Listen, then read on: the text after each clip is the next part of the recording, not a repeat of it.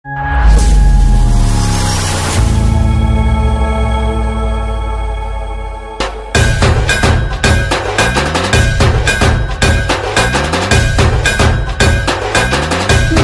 माझा मासाहेब जिजाऊंना, ज्यांनी घडविले शूर शिवबांना, दुसरे नमन क्रांती ज्योतीला, उघडून शिक्षणाचे दार, केला स्त्री जन्माचा उद्धार.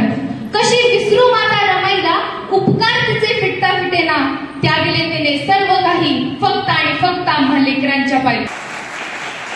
आज क्रांतीज्योती सावित्रीबाई फुले, राष्ट्रमाता जिजाऊ आणि फतिमा शेख यांच्या संयुक्त जयंतीनिमित्त आयोजित कार्यक्रमासाठी आपण इथं उपस्थित आहोत. मित्रांनो, तो काळ वेगळा होता. तो काळ वेगळा होता ज्या काळी फक्त दूरदर्शन होतं. आपल्या अवतीभोवती काय चाललंय हे आपल्याला कळतच नसायचं. पण आता काळ बदललाय. अगदी एका बटनाच्या क्लिकवरती सगळं काही समोर येतं. आपण म्हणतो की शिवशाही पुन्हा यावी, शिवबांनी पुन्हा जन्म घ्यावा, जिजाऊ घरात घरात जन्मावी. पण ज्या महान व्यक्ती होत्या ना, त्या फक्त व्यक्ती नव्हत्या, तर एक प्रवाही विचार होता. आणि माझ्या मते माणसाचा पुनर्जन्म होऊ शकत नाही, परंतु विचारांचा पुनर्जन्म मात्र होऊ शकतो. जर यांचे विचार आपण येणाऱ्या पिढ्यांमध्ये रुजवले तर घराघरात जिजाऊ, शिवराय, सावित्री जन्माला येतील. मित्रांनो, स्त्रीपणाचा भूगोल जितका मोठा आहे ना, त्याहूनही मोठा त्याचा इतिहास आहे. आज आपण अनेक वास्तुशिल्प पाहिल्यानंतर त्यावर रेखाटलेली सर्वाधिक स्त्री शिल्प हेच दाखवून देतात की तत्कालीन समाज हा स्त्री नेतृत्वदायी होता. राष्ट्रमाता जिजाऊने देखील राज्यकारभार सांभाळला होता. समता, न्याय, बंधुता प्रस्थापित केली होती. जेव्हा दुष्काळ पडला तेव्हा आपल्या राहत्या वाड्यातील विहीर त्यांनी सर्व जाती जमातीच्या लोकांसाठी खुली केली होती. पुढे महात्मा ज्योतिराव फुलेंनी जिजाऊ चरित्राचा अभ्यास केला होता. त्यांनी जिजाऊंवरती अनेक पोवाडे रचले. ज्योतिराव फुले आणि सावित्रीबाई फुले यांच्यावरती जिजाऊ चरित्राचा प्रभाव होता. म्हणूनच की काय, त्यांनी आपल्या घरातील पाण्याचा हौद सर्व स्पृश्य लोकांसाठी खुला केला होता. पुढे जे महात्मा ज्योतिराव फुलेंना गुरु मानायचे असे डॉक्टर बाबासाहेब आंबेडकर यांनी 14 तळ्याच्या पाण्यावरती सर्व लोकांचा समान अधिकार प्रस्थापित केला होता. हा असतो विचारांचा आणि संस्कारांचा प्रभाव. म्हणूनच म्हणतात विचार क्रांती घडवू शकतात. मित्रांनो, या महान मानवांनी, या महान स्त्रियांनी समाजासाठी लढताना कोणत्याही प्रकारचा भेदभाव केला नाही. सावित्रीबाईंनी सर्वच जाती धर्माच्या मुलींना शिक्षणाची दार उघडून दिली. राष्ट्रमाता जिजाऊंनी बहुजनांचं 18 जातींचं स्वराज्य निर्माण करण्याचं स्वप्न शिवरायांच्या मनात रुजवलं. पण मित्रांनो, गेल्या 5-6 वर्षांपासून नवीन प्रथा समाजात दिसून येते. अन्यायग्रस्त व्यक्ती किंवा अन्यायकर्त्या व्यक्तीचा जात धर्म बघून त्याला पाठिंबा द्यायचा, त्याला विरोध करायचा हे ठरवलं जातं. एक समाज आंदोलन करतो तर इतर सर्व शांत राहतात.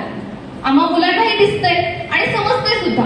अशा वेळी छत्रपती शिवराय आठवतात, राष्ट्रमाता जिजाऊ आठवतात. त्या काळी कोणत्याही स्त्रीकडं वाकड्या नजरेने बघणाऱ्याचे सर कलम केले जायचे. अहो, शत्रूच्या स्त्रीला साडीचोळी देऊन सन्मान करणारा माझा राजा आणि त्याच्या मनात हे संस्कार रुजवणारी ती म्हणजे राष्ट्रमाता जिजाऊ. पण आज या संस्काराची कुठेतरी कमतरता असल्याने वाटत. आम्ही जिजाऊंच्या, सावित्रीच्या लेकी म्हणणाऱ्या आपण मुली खरंच सुरक्षित आहोत का?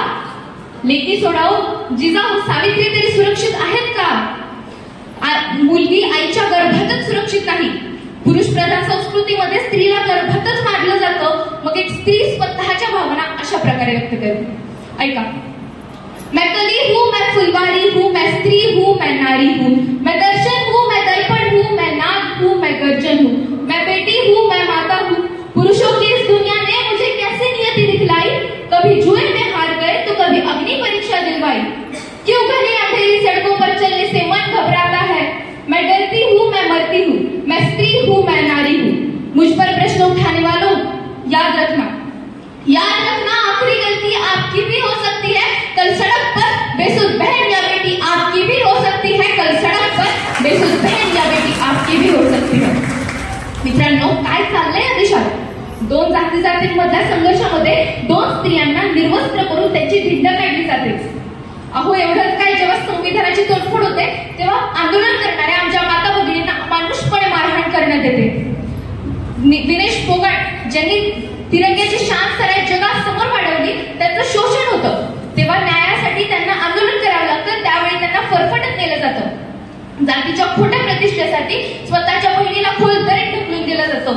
संविधानासाठी लढता लढता एका युवकाला तुरुंगातच शहीद व्हावं लागतं, तर मेलेल्या बापासाठी न्याय मागण्याची वेळ येते. आज समाजामध्ये दिवसाढवळ्या खून, बलात्कार, जातीय दंगली, धार्मिक दंगली अशा घटना वाढतच चालल्या. आज खऱ्या अर्थानं गरज आहे त्या महान मानवांना, या महान स्त्रियांना समजून घेण्याची, त्यांच्याकडे बघण्याचा दृष्टिकोन बदलण्याची. सावित्रीबाईंनी फक्त त्या ज्या समाजाच्या होत्या त्याच समाजातील मुलींसाठी शाळा काढल्या नाहीत. सर्वच जाती धर्मातील मुलींना शिक्षणाची दारं उघडून दिली. डॉक्टर बाबासाहेब आंबेडकरांनी कोणत्या एका समाजासाठी संविधान लिहिलेलं नाही, तर सर्वांनाच मूलभूत अधिकार दिले. ते आपल्या सर्वांचं सुरक्षा कवच आहे. म्हणूनच आम्ही भारतीय लोक, we the people of India, म्हणजे आपण ते स्वतः प्रत्यर्पण केलेलं आहे. ते आपलं संविधान आहे. म्हणून जेव्हा त्याचे अवहित होते तेव्हा सर्वांनीच आवाज उठवणं गरजेचं होतं. पण दुःखाची गोष्ट तर ही आहे की आपण या महान व्यक्तींना सुद्धा वाटून घेतलंय.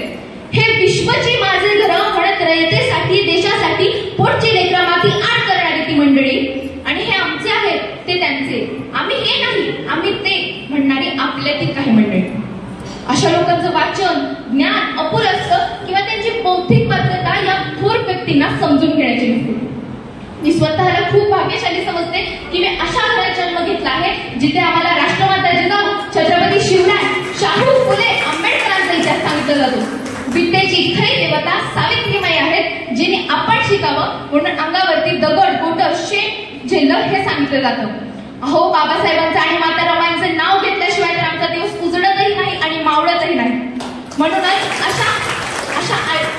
अशा आमच्या घरात मुलगा मुलगी असा भेदभाव नाही. स्त्रीला मान आणि सन्मान दिला जातो. अशा आई वडिलांच्या पोटी मी जन्म घेतला हे मी माझं भाग्य समजते.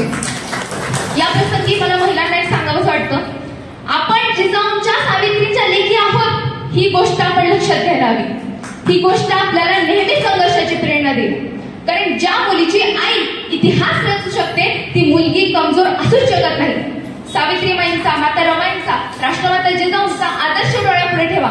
वेळ प्रसंगी स्वतःचे रक्षक स्वतः बना, शिक्षित व्हा, इंडिपेंडेंट व्हा आणि रणरागिणींच्या त्यागाची जाणीव ठेवा आणि समाजातील वाईट प्रवृत्तींना ठणकावून सांगा.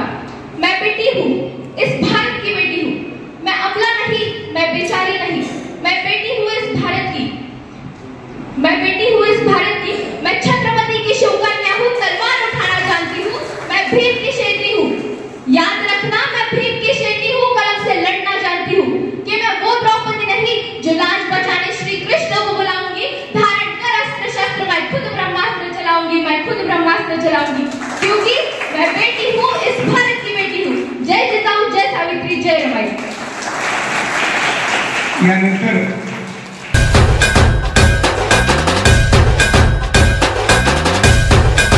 ही मुलगी आहे 7वीला, सुयश विद्यालय बार्शी. दुसरी राज्यस्तरीय मंथन परीक्षा साहेब राज्यातली 16वी आहे. पुन्हा दुसरी मंथन परीक्षेमध्ये 29वी राज्यामध्ये, 5वी मध्ये राज्यस्तरीय स्पर्शिक परीक्षेची शिष्यवृत्तीधारक आहे. सैनिक स्कूल परीक्षा निवड नगर रोटा जम्मू मध्ये सिलेक्शन झालं शिक्षापूर्वीचं. राज्यस्तरीय स्पर्धेत तृतीय क्रमांकाला राज्यामध्ये या मुलीचा तिसरा क्रमांक आलाय भाषणामध्ये स्पर्धेमध्ये. आणि आंबेडकर जयंती निमित्त देखील या मुलीचा सहभाग होता. त्या ठिकाणी स्वातीचा 3रा नंबर आलाय. अशा या जोड तुम्ही सर्व संपन्नतेचं मान्यवरांनी सत्कार करावा आणि असे त्यांना विनंती करतो. हे गुलाब पुष्प आणि सन्मान चिन्ह.